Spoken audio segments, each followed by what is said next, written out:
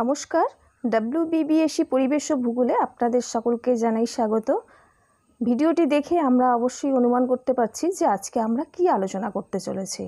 হ্যাঁ, দশম শ্রেণীর উপগ্রহ চিত্র ও ভূবৈচিত্র্য সূচক মানচিত্র। সকলের কাছে একটাই অনুরোধ, যারা চ্যানেলটি দেখছেন তারা ভিডিওটি সম্পূর্ণ দেখুন এবং সাবস্ক্রাইব করে পাশের বেল আইকনটি প্রেস করে দিন। উপগ্রহ চিত্র। মহাকাশে যে সকল কৃত্রিম উপগ্রহ প্রেরণ করা হয় তাতে যে সব সেন্সর বা ক্যামেরা থাকে তার মাধ্যমে এগুলি ভূপৃষ্ঠের নানান স্থানকে সংবেদন করে এবং ম্যাগনেটিক টাইপে পাঠ গ্রহণ করে। এইভাবে যে চিত্র প্রস্তুত হয় তাকে স্যাটেলাইট ইমেজ বা উপগ্রহ চিত্র বলে। দূর সংবেদনের শব্দগত অর্থ হলো দূর থেকে কোনো বিষয় সম্পর্কে ধারণা বা নমুনা সংগ্রহ করা, অর্থাৎ কোনো বস্তুকে স্পর্শ না করেই তার দূর সংবেদন গ্রহণ করা। উপগ্রহ চিত্র সংগ্রহে দুটি উপাদানের সবচেয়ে বেশি প্রয়োজন, যথা কৃত্রিম উপগ্রহ এবং উপগ্রহের মধ্যে রাখা ক্যামেরা বা সেন্সর। সংবেদন কাকে বলে? সেন্সর হলো এক প্রকার ক্যামেরা যা কৃত্রিম উপগ্রহে রাখা থাকে। এর সাহায্যে পৃথিবীর বিভিন্ন স্থান সংবেদন করা হয়। এই যন্ত্রের মাধ্যমে মহাকাশ থেকে পৃথিবীর বিভিন্ন উপাদান থেকে প্রতিফলিত সূর্যরশ্মির পরিমাণ সংগ্রহ করে তার বৈশিষ্ট্যকে তুলে ধরতে সাহায্য করে। সেন্সর দুই প্রকারের: সক্রিয় সেন্সর বা অ্যাক্টিভ সেন্সর, নিষ্ক্রিয় সেন্সর বা প্যাসিভ সেন্সর।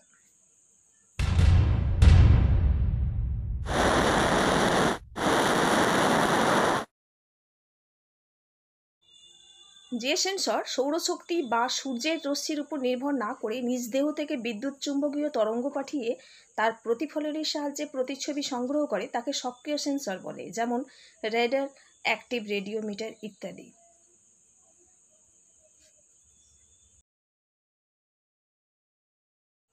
যে সেন্সর সূর্যের প্রতিফলনের উপর নির্ভর করে তথ্য সংগ্রহ করে তাকে নিষ্ক্রিয় সেন্সর বা প্যাসিভ সেন্সর বলে। এদের নিজস্ব কোনো বিদ্যুৎ চুম্বকীয় শক্তি নেই। এই সকল সেন্সর কেবলমাত্র দিনের বেলাতেই তথ্য সংগ্রহ করতে সক্ষম, যেমন photographic camera, electronic camera, multispectral camera ইত্যাদি।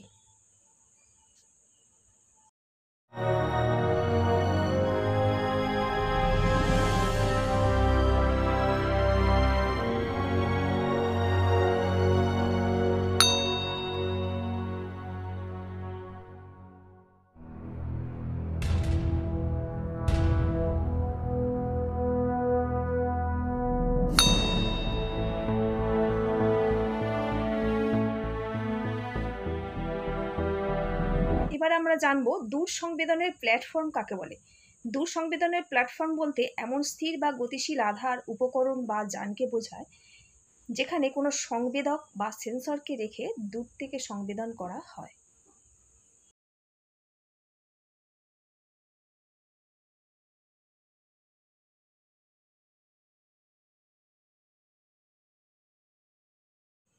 কৃত্রিম উপগ্রহ দুই প্রকার: ভূসমলয় উপগ্রহ বা জিও স্টেশনারি স্যাটেলাইট এবং সূর্য সমলয় উপগ্রহ বা সান সিঙ্ক্রোনাস স্যাটেলাইট।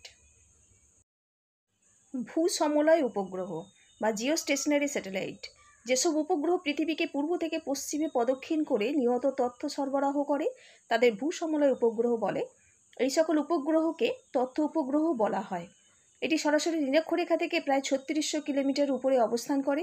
এটি আবহাওয়ার পূর্বাভাস, স্যাটেলাইট টিভি, রেডিও ইত্যাদি সম্বন্ধীয় তথ্য সংগ্রহ করতে ব্যবহৃত হয়। উদাহরণ হিসেবে বলা যায় মেডিওস্যাট, যা আবহাওয়ার পূর্বাভাস দেয়, ভারতের ইনস্যাট, আমেরিকার গৌজি, এছাড়া telecom IC and telecom 2C ইত্যাদি। এরপরে আসছি সূর্য সমলয় উপগ্রহ বা সান সিনক্রোনাস স্যাটেলাইট। সূর্যের আপাত কোণের সাথে সামঞ্জস্য রেখে যে উপগ্রহগুলি পৃথিবীকে উত্তর থেকে দক্ষিণে মেরু বরাবর প্রদক্ষিণ করে চলেছে তাকে সূর্য সমলয় উপগ্রহ বলে। এগুলি পৃথিবীর নিকট 700 থেকে 900 কিলোমিটার উচ্চতায় পূর্ব নির্ধারিত কক্ষপথে প্রতিস্থাপন করা হয়। এই উপগ্রহগুলি কক্ষপথ ও বেগ এমনভাবে স্থির করা হয় যে এগুলি নিরক্ষরেখাকে একই স্থানীয় সময় অতিক্রম করে।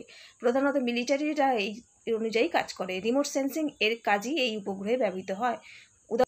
উদাহরণ নোয়া ল্যান্ডসেট, স্পট 3 রেডার সেট।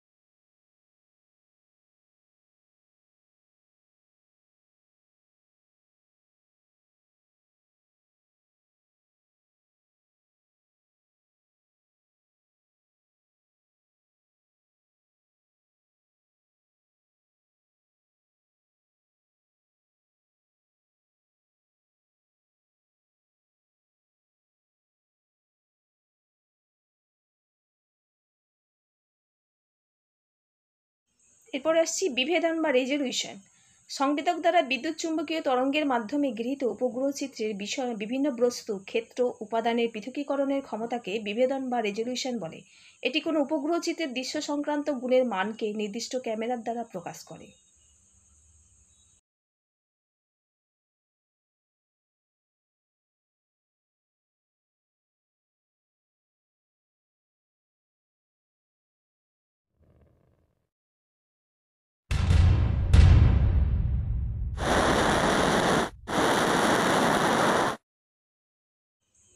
কৃত্রিম উপগ্রহ হল মানব নির্মিত এক অত্যাধুনিক যন্ত্র বা উপকরণ যা একটি নির্দিষ্ট সময়ে নির্দিষ্ট কক্ষপথে পৃথিবীকে প্রদক্ষিণ করে এবং পৃথিবীকে ক্রমাগত পর্যবেক্ষণ করে, যেমন গোস, জিপিএস ন্যাভেস্টার, এনভিস্যাট, মেটিওস্যাট, ইনস্যাট ইত্যাদি হলো কতগুলি কৃত্রিম উপগ্রহের উদাহরণ।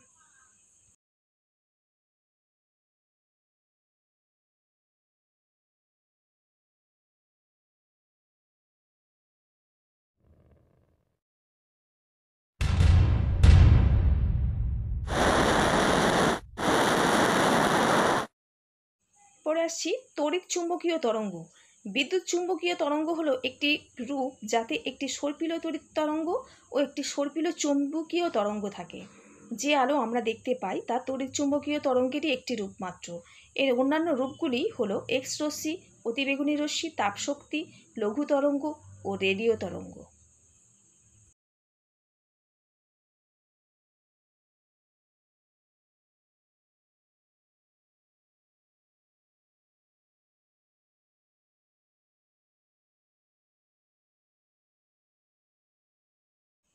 তড়িৎ চুম্বকীয় বর্ণালী।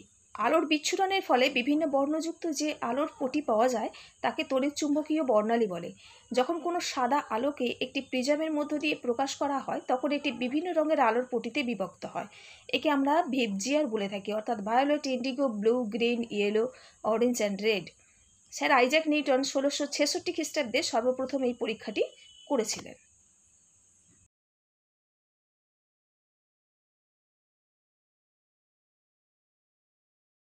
এরপরে আসছি দৃশ্যমান বর্ণালী।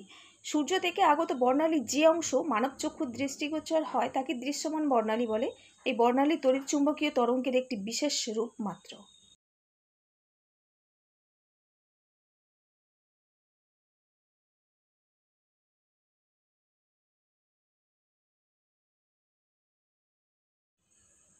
কালার ব্যান্ড হলো তড়িৎ চুম্বকীয় তরঙ্গের একটি ক্ষুদ্রতম অংশ। কালার ব্যান্ড বিভিন্ন প্রকারের হয়, যেমন নীল ব্যান্ড, সবুজ ব্যান্ড, লাল ব্যান্ড ইত্যাদি। বিভিন্ন প্রকার কালার ব্যান্ডের বিভিন্নতার মধ্যেও পার্থক্য দেখা যায়।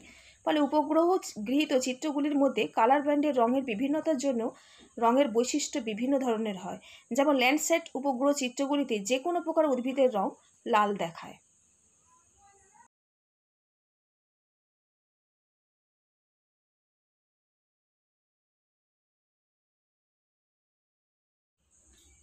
পিক্সেল কথাটির পুরো অর্থ হলো পিকচার এলিমেন্ট। কোনো উপগ্রহ চিত্রের ক্ষুদ্রতম অংশকে পিক্সেল বলা হয়। অনেকগুলি পিক্সেল মিলে একটি বৃহৎ উপগ্রহ চিত্র তৈরি হয়। এই পিক্সেলের মান পৃথিবী পৃষ্ঠ থেকে উপগ্রহ চিত্রটির উচ্চতার উপর নির্ভর করে। কোনো উপগ্রহ চিত্রে যদি পিক্সেলের সংখ্যা বেশি হয় তাহলে তা উচ্চমানের হয়, অর্থাৎ হাই রেজলিউশন, এবং পিক্সেলের সংখ্যা কম হলে তা অপেক্ষাকৃত নিম্নমানের হয়, যা লো রেজলিউশন নামে পরিচিত।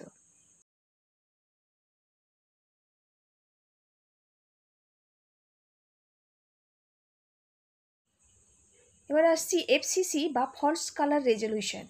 বাস্তবে বিভিন্ন প্রাকৃতিক বা সাংস্কৃতিক উপাদানগুলি যে প্রকৃত রং অর্থাৎ ট্রু কালার মানুষের চোখে ধরা পড়ে, সেই উপাদানগুলি যখন উপগ্রহ চিত্রে চিত্রায়িত হয় তখন তাদের রং আংশিক বা সম্পূর্ণরূপে পরিবর্তিত হয়, যার ফলে দৃশ্য অঞ্চল ছদ্ম রং ধারণ করে।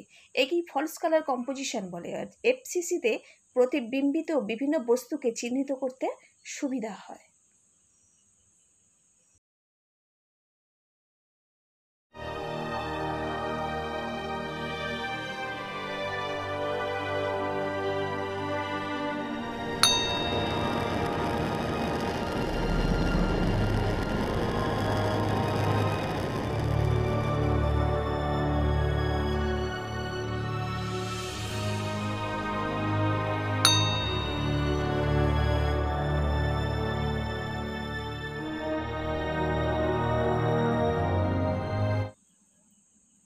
মহাকাশে প্রেরিত ভারতের প্রথম উপগ্রহটির নাম হচ্ছে আর্যভট্ট।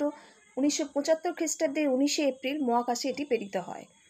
IRNSSID অর্থাৎ Indian resolution navigation satellite system 28শে মার্চ 2015 সালে পাঠানো হয়। GSAT-6 27শে আগস্ট 2015 সালে পাঠানো হয়। দূর সংবেদনে ব্যবহৃত কৃত্রিম উপগ্রহের মধ্যে মার্কিন যুক্তরাষ্ট্রের ল্যান্ডস্যাট, ফ্রান্সের স্পট এবং ভারতের IRS সিরিজ বিখ্যাত। দূর সংবেদনের সুবিধাগুলি হলো এর দ্বারা সংগৃহীত তথ্যগুলি বাস্তবের সাথে সঠিক ও নির্ভুল। এই তো সংগৃহীত তথ্য স্থায়ী বিস্তীর্ণ অঞ্চলে তথ্য সংগ্রহ করা যায়। যে সকল দুর্গম অঞ্চলে জরিপের মাধ্যমে সমীক্ষা চালানো সম্ভব হয় না, সেই সকল অঞ্চলে তথ্য সহজেই সংগ্রহ করা যায়। বিভিন্ন প্রতিবন্ধকতাকে দূর করে সহজেই তথ্য সংগৃহীত হয়। রিমোট সেন্সিংয়ের দ্বারা প্রাপ্ত একটি চিত্র থেকে বিভিন্ন বিষয় সম্পর্কে জানতে পারা যায়। ডিজিটালের আকারে গৃহীত তথ্য কম্পিউটারের সাহায্যে সহজে অতি দ্রুত বিশ্লেষণ করা যায়। প্রতিনিয়ত তথ্য সংগৃহীত হয় বলে কোনো স্থানে কোনো পরিবর্তন হলে তা সহজেই ধরে ফেলা যায়। প্রাকৃতিক দুর্যোগের পূর্বাভাস, পরবর্তী বিপর্যয় সম্পর্কে অত্যন্ত দ্রুত ও সঠিক তথ্য পাওয়া যায়। বিভিন্ন সক্রিয় সেন্সরের মাধ্যমে রাতের বেলাতেও তথ্য সংগ্রহ করা সম্ভব। দূর সংবেদনের অসুবিধাগুলি হলো উন্নত প্রযুক্তি ছাড়া এই তথ্য সংগ্রহ করা সম্ভব হয় না। অত্যন্ত ব্যয়বহুল বলে সব দেশ এই তথ্য সংগ্রহ করতে পারে না। ছোট ছোট এলাকা সমীক্ষার জন্য এটি ব্যবহার করলে তা অত্যন্ত ব্যয়বহুল হয়ে যায়। এই প্রকার তথ্য বিশ্লেষণের জন্য বিশেষ উন্নত প্রযুক্তি ও জ্ঞানের দরকার হয়, আর ছোট ছোট তথ্য অনেক সময় পাওয়া যায় না।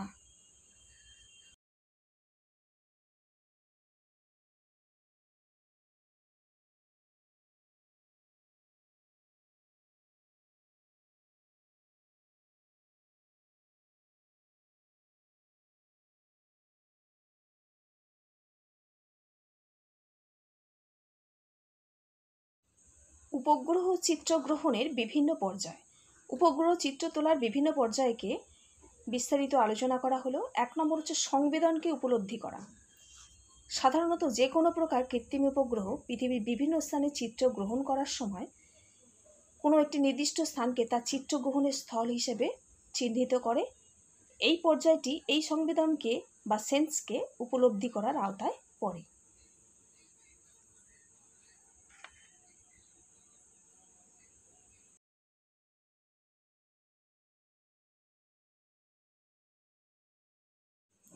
দু নম্বর হচ্ছে সংবেদনের সঠিক নিবন্ধকরণ ও স্থাপন। উপগ্রহটি যে স্থানটি চিত্র গ্রহণ করবে সেখানে বিভিন্ন প্রকার যান্ত্রিক সহযোগিতার মাধ্যমে চিত্রগ্রহণের নানান স্থিতিশীল পরিস্থিতিকে দৃঢ়ভাবে নিবন্ধীকরণ করে ফেলে।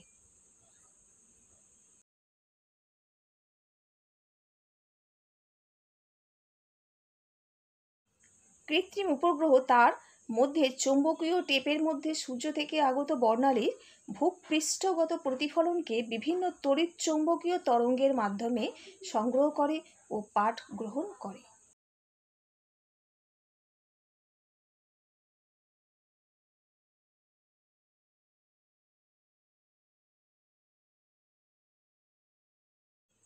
পাঠ গ্রহণের পর মুহূর্তেই এই ম্যাগনেটিক টেপের সাহায্যে তা লিপিবদ্ধ হয়ে যায়।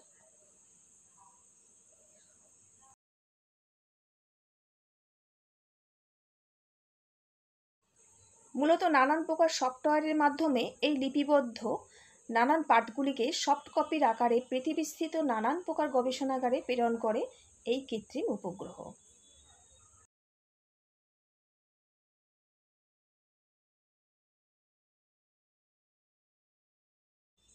উপগ্রহ চিত্রগুলি পৃথিবীতে পাঠানোর পর সেগুলি বাছাই করা হয় এবং কোনো বিশেষ প্রকার কালার ব্যান্ডের পরিপ্রেক্ষিতে তা গৃহীত হয়েছে সেটা দেখা হয়।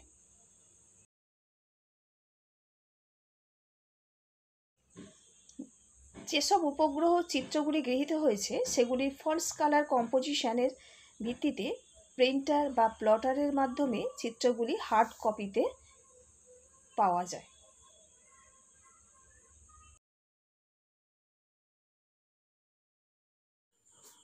Like, comment, share and subscribe the channel. Hit the bell icon and stay tuned with Sujata Raisarkar from WBBSC Poribesh o Bhugol. Thank you.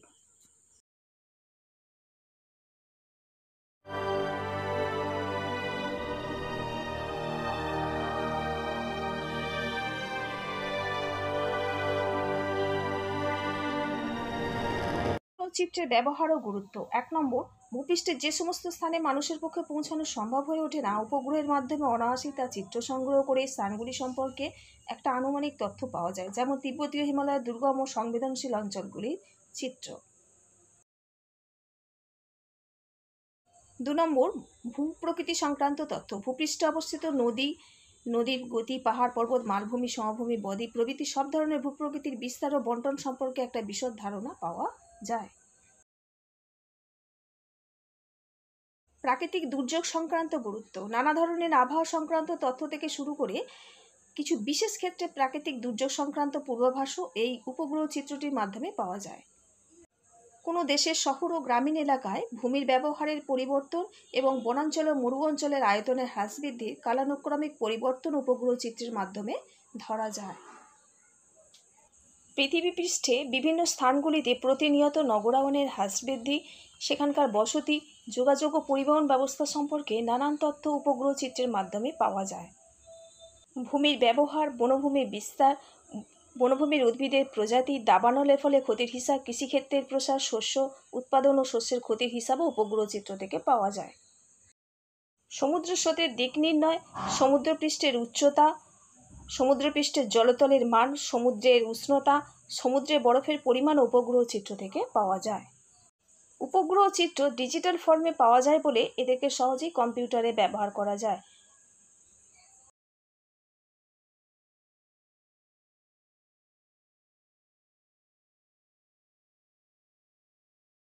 সুতরাং একথা বলা যেতে পারে যে ভূবৈচিত্র্যসূচক মানচিত্রের ব্যবহারিক দুর্বলতা কাটিয়ে ওঠার ক্ষেত্রে উপগ্রহ চিত্রগুলির ব্যবহার অত্যন্ত গুরুত্বপূর্ণ।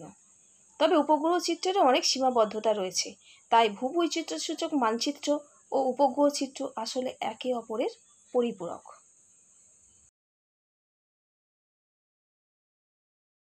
ভূবৈচিত্র্যসূচক মানচিত্র ভূমিরূপের কোনো একটি নির্দিষ্ট অঞ্চলের প্রাকৃতিক ও সাংস্কৃতিক উপাদানগুলির মধ্যে সমন্বয় সাধন করে যে প্রকার মানচিত্র প্রকাশ করা হয় তাকে ভূবৈচিত্র্যসূচক মানচিত্র বলে। এই প্রকার মানচিত্রে ভূপ্রকৃতি, নদনদী, জলাশয়, উদ্ভিদ ও জনবসতি, খনিজ সম্পদ, পরিবহন ও যোগাযোগ ব্যবস্থা, নানান প্রচলিত প্রতীক চিহ্ন সমূহের মাধ্যমে প্রকাশ করা হয়। পরে আসছে বেঞ্চমার্ক। সমুদ্র সমতল থেকে কোনো স্থানের প্রকৃত উচ্চতা যখন সংস্থা লিপিবদ্ধ করে রাখে তাকে বেঞ্চমার্ক বা বিএম বলে।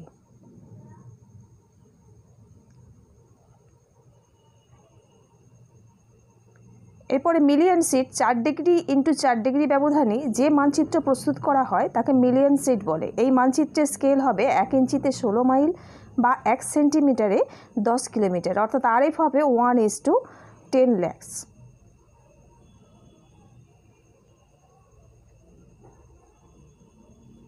স্পট হাইট মানচিত্রে বিন্দু বা ডট দিয়ে সমুদ্রপৃষ্ঠ থেকে কোনো স্থানের উচ্চতাকে দেখানো হলে তাকে স্পট হাইট বলে। এর সাহায্যে পাহাড় পর্বতের শিখরের উচ্চতা ও বিশেষ কতকগুলি স্থানের উচ্চতা দেখানো হয়।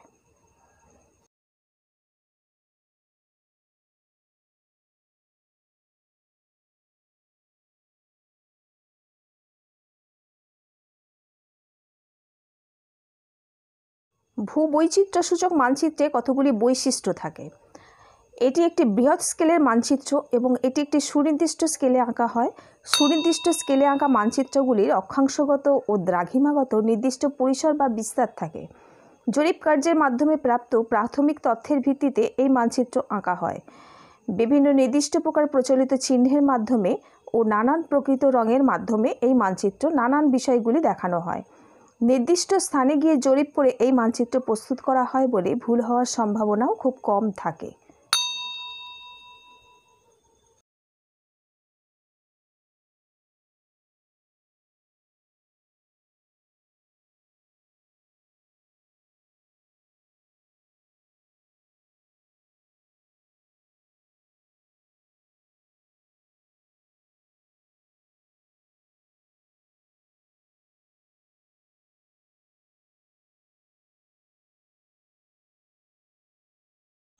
ভূবৈচিত্র্যসূচক মানচিত্র পাঠের প্রয়োজনীয়তা কী? ভূপ্রকৃতি, পাহাড়, মালভূমি, নদনদী, জলাশয়, হ্রদ ও বনভূমি ইত্যাদি নানান প্রাকৃতিক বিষয়গুলি সম্পর্কে জানা যায়। জনবসতি, যাতায়াত বা পরিবহন ব্যবস্থা, যোগাযোগ ব্যবস্থা ইত্যাদি সাংস্কৃতিক বিষয় সম্পর্কে জানা যায়। কোনো অঞ্চলের প্রাকৃতিক ও সাংস্কৃতিক উপাদানগুলি পারস্পরিক সম্পর্ক ও নির্ভরশীলতা সম্পর্কে জানা যায়। কোনো অঞ্চলের সম্পদের বর্ণনা পাওয়া যায়। আঞ্চলিক উন্নয়ন পরিকল্পনা করার জন্য এই মানচিত্র উল্লেখযোগ্য।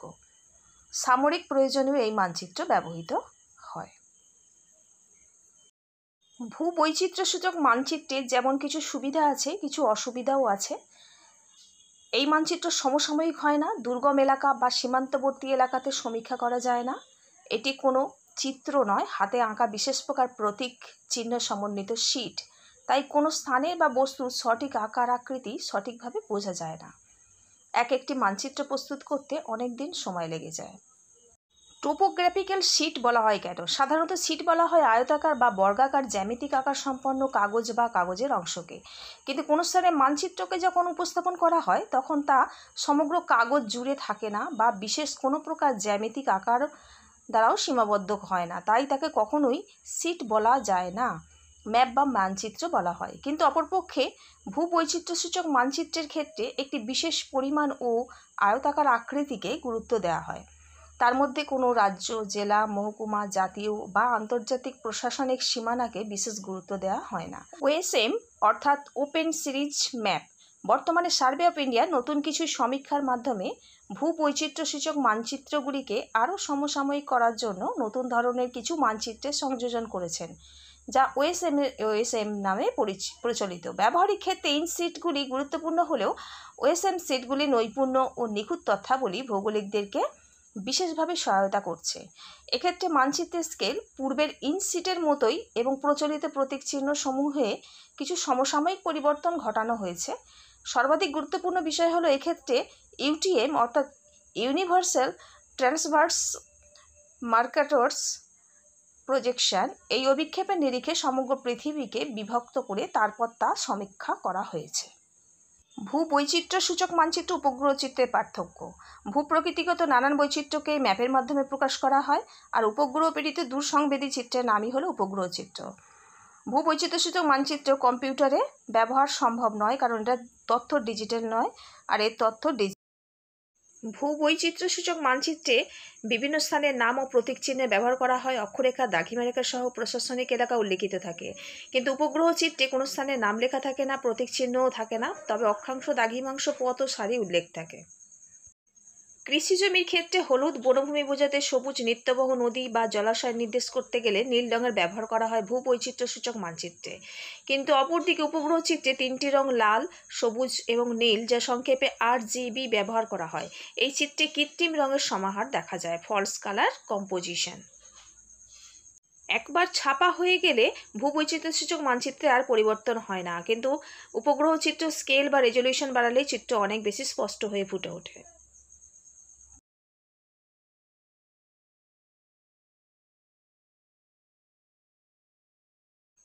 ভূবৈচিত্র্যসূচক মানচিত্রে নির্দিষ্ট স্থানে গিয়ে যন্ত্রপাতির সাহায্যে জমি জরিপ করে মানচিত্রায়ন করা হয়।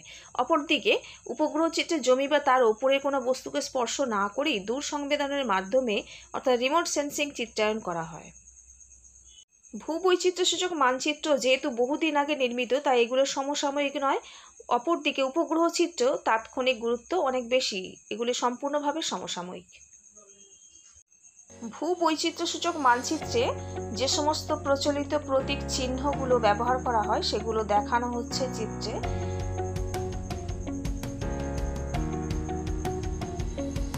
ভূবৈচিত্র্যসূচক মানচিত্রে বিভিন্ন প্রতীক চিহ্নের সাহায্যে দেখানো হয়, সেগুলি চিত্রে দেখানো হচ্ছে।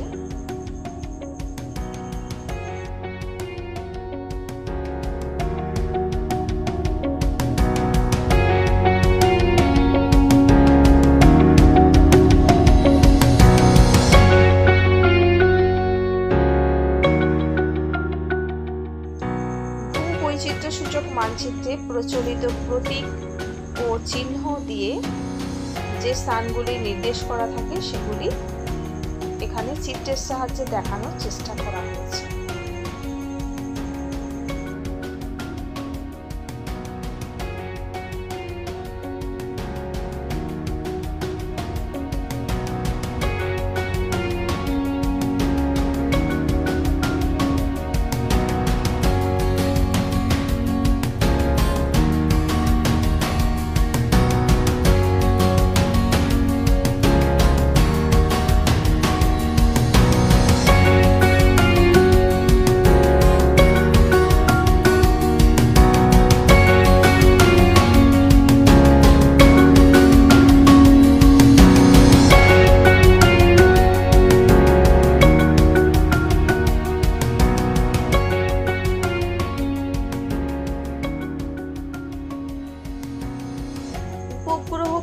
চিত্রের মাধ্যমে আমরা ভূপৃষ্ঠের প্রকৃত রঙকে আসলে উপগ্রহ চিত্রের মাধ্যমে কিভাবে দেখি, অর্থাৎ ফলস কালার কম্পোজিশন কিভাবে দেখা হয় সেটি একটি লিস্টের সাহায্যে প্রকাশ করা হয়েছে।